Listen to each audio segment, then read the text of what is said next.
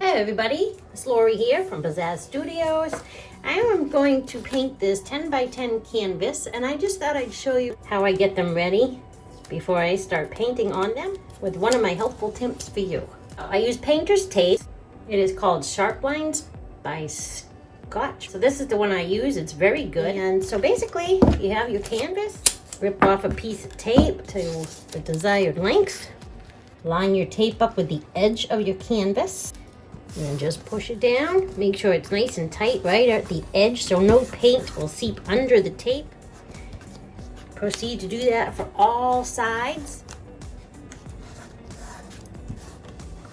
There are other tapes that you can use, masking tape and other painter's tapes, things of that nature. And once you have all four sides taped, I will take a pair of scissors and I just cut off the excess right along the edge of the canvas.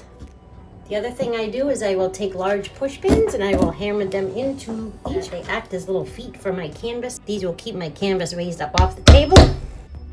And there you have it. So you got 4 feet and all sides taped off. Now you're ready to paint.